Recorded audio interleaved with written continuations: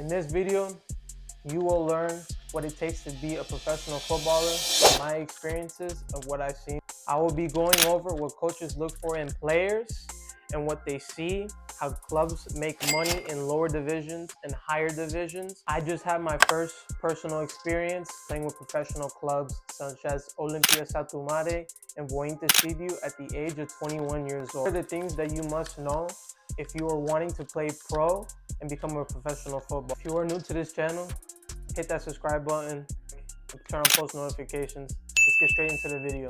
So you obviously just clicked this video because you guys are interested in chasing that dream of becoming a professional footballer. And I'm going to be breaking it down. What are the key components of becoming a professional footballer? A lot of people think that when playing professional football that you will just go to the big leagues and make a lot of money and you'll be playing with really big clubs, and that is not the case whatsoever. Why? Because I myself just had my first professional experience in Romania playing with Soccer Fisa / Olimpia Sat. I honestly thought throughout my career that if I was to get looked at, that I would find clubs that would pay for my accommodation, my food, and my travel expenses to go to places. And that was because I was in my hometown for such a long time that when I first left to Romania to go to the side of the world, it was a complete, I wouldn't say a complete culture shock, but it was something that I wasn't used to in the beginning. And throughout time, I got better with it and started understanding the culture and how football was played in different parts of the world. So during my time when I was in Romania, I was on trial with Satu Mare. And I came in with the mindset of thinking that, if I'm one of the hardest workers, that I'm one of the fastest players, that I would have a chance in signing my first professional contract.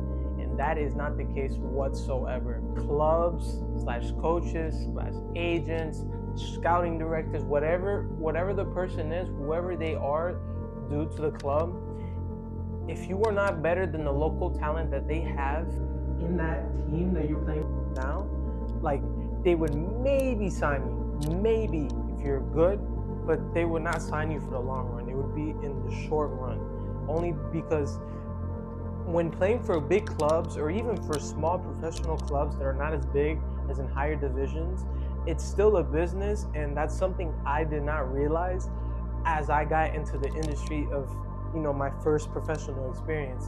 And me just thinking all year round that that if I find a team, they would help me and they would sign me right after it. No, like, it costs money. It costs money for accommodation. It costs a lot of things for these clubs to get you in, paperwork, especially if you are an American. If you are from another country, it takes a very long time to get this done. And these are things that I did not know personally. And it just goes to show that it takes a lot of work to get from here to all the way to right here. And that is just only in certain countries. Imagine playing in Spain or in Portugal or the best clubs in the world. Imagine you going to a club like that, and like, the paperwork would be done like that because the club already has history of doing it. But for me, for example, when I was playing for Vointi at the time, they had the paperwork somewhat done, but it wasn't fully finished because the thing is that the club has never done bringing American players into a Romanian club because every federation is different in every country. So when it comes to lower and higher divisions, teams do things different. Clubs run things differently. They may have the same process, but they generally do things differently. Okay. And for all you players watching this video right now, please understand this, okay? Constantly wanting to get better, and now I sit here and I see some of my friends that say, well, yeah, man, well, maybe if I just get for a club, they'll pay for everything. They'll go do this for me, they'll go do that for me, and they'll pay me for the long run, and they really like me.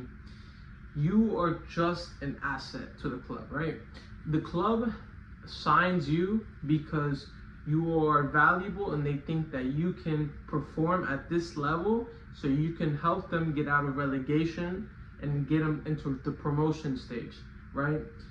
Being in this environment, you know, the training sessions, the waking up at 6 a.m., eating, going back to sleep, resting, napping, going to the gym. This is a schedule that you constantly have to do, and it's not easy, because I honestly thought that when I went to Romania, that yeah, I'll wake up 6 a.m. no problem, you know, go train, boom, boom, and then come back, eat my meals, chill for the rest of the day. No, it's not even like that. So when my time in Romania, when I was there, I would go train 6 a.m. sometimes, or even 7, 8. They would push 8 on a good day. We would go from 6 a.m., finish all the way to 8. By the time we went back from the training, we went all the way to our hotel, showered, cleaned up, waited for the restaurants to open up. We get food, come back, rested. Then we would have to go to another training session, or if we did not have another training session, we would have to go to the gym. I personally would go to the gym. Some of the players did not go to the gym. After, I would go to the gym, then once from the gym, go to recovery, go all the way to food, and then go back home, and you just keep doing it and doing it and doing it.